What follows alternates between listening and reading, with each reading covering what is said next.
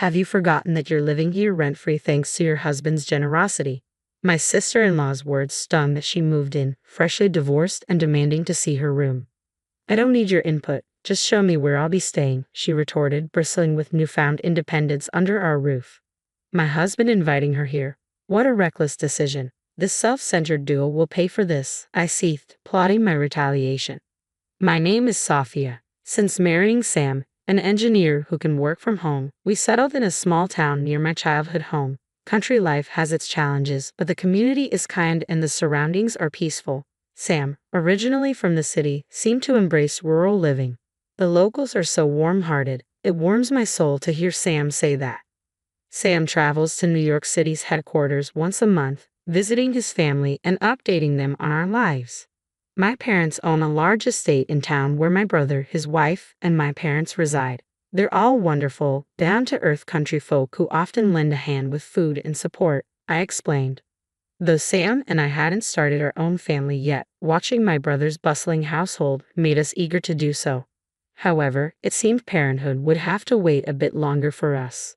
While Sam and I enjoyed a peaceful life together, one point of contention was our differing views on starting a family.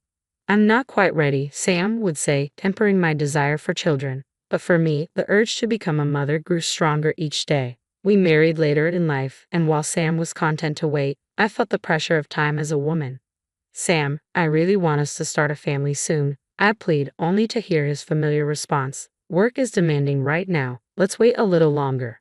When exactly is a bit more, I pressed Sam with a hint of frustration, but his response was evasive. I'll bring it up when the time is right, just leave it be, he retorted. His demeanor towards me grew distant, possibly due to work stress. Fine, was all I managed to utter. As time passed, our relationship suffered, and a year slipped by. Then one day, Sam abruptly announced, my sister is getting divorced. I recalled that she had been married for about 2 years and lived in New York City, but Sam's casual mention left me puzzled.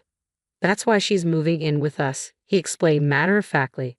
Initially bewildered, I asked, wait, what do you mean? Sam clarified, my sister is getting divorced, so she's coming to stay with us. She'll be here next week. It became clear that decisions had been made without my input. You can't just decide things like this, I protested, but Sam remained firm. She's family, practically your family too. I expected you to understand. You're being colder than I thought. His words stung as he criticized me. Why are you so defensive? It's not right to decide things unilaterally, I argued, but Sam's expression hardened in response. In the early days of our marriage, Sam wasn't as arrogant. Perhaps the leisurely countryside life and adoration from locals had changed him. I noticed the shift subtly, but confronting him directly seemed daunting. Yeah, I never anticipated his growing self-centeredness. I can't live with your sister. Please ask her to reconsider, I asserted firmly before retreating to our room. Sam's response was abrupt and forceful. Don't you dare say you can't live with my sister. I won't hear it. He seized my arm, his voice raised. Truthfully, I never cared much for his sister Emily. She hailed from the city, embodying the stereotype of a condescending urbanite. Her husband's corporate status only seemed to bolster her arrogance. Well, Sophia dear, it's been a while. How's life in your quaint countryside? We seldom crossed paths, but when we did, her disdain for my rural life was always evident. Emily always made a point of boasting about her husband. My husband is a top executive at a major corporation. You two are lucky to lead such a laid-back life in the countryside, she remarked with a sarcastic tone. Refusing to be intimidated, I replied, yes, thanks to you, we're savoring every moment. Emily, always eager to outdo others, took offense. Well, it's easy to get by with less in the countryside. Living in the city like us, it's a different story, she snapped. I wanted to retort immediately but kept my composure. I suppose we've each learned something valuable, I remarked calmly. Yet the satisfaction of country living differs greatly from city life. Emily was momentarily speechless but quickly fired back. Enjoy your frugal existence then. Her demeanor left me bewildered. I had never encountered someone quite like her. If I had to live with her, it would be unbearable. I was determined to prevent it, but despite my efforts to persuade Sam, he remained stubborn. Just 2 days before Emily was set to move in, I received a call from her. Expecting her usual rudeness, I answered hesitantly, hello. Emily sounded irritated at my tone. What's with the attitude? It's rather rude. especially when I've taken the effort to call you. Emily was as irritable as I had anticipated. So, Sam told you I'm moving in, right? You better take good care of me. It shouldn't be hard for you, since you've been lounging around all this time. I'll be disappointed if you don't listen, she chided. Her relentless chatter and entitled attitude didn't sit well, considering she was about to rely on others. Emily, I heard about your divorce and your plan to stay here, I remarked with a touch of sarcasm, but Emily remained unfazed. Yeah, so what? People split up all the time, don't they? I got tired of city life, so I thought I'd try the countryside for a change. Any objections? She shot back, her tone aggressive. Well, I didn't give you permission to move into our house, I asserted firmly, but Emily chuckled on the other end of the line. Why would you have a say? This is Sam's house, isn't it? You do realize he's the one paying the bills, she retorted, revealing her misconception about the ownership of our home. On the agreed-upon day, Emily arrived at our doorstep as promised. Here I am, she declared with an air of entitlement, briskly unloading her luggage upon entering. Sophia, snap out of it and show me where I'll be staying. My sister-in-law exuded self-importance and arrogance. It baffled me how she managed to hold a job with such an attitude. To my frustration, Emily had higher academic credentials than me and had worked at a major corporation. Although she quit after marriage, she still received job offers from various companies, confident she could return to work anytime. I apologize for the inconvenience, I said calmly. Let me show you to your room, Sam interjected impatiently. All right, no need to rush. Your bags must be heavy. Feel free to head to the living room first, I added, gesturing for Sam and Emily to precede me. After suggesting tea, Emily appeared to accept my hospitality and followed me into the room.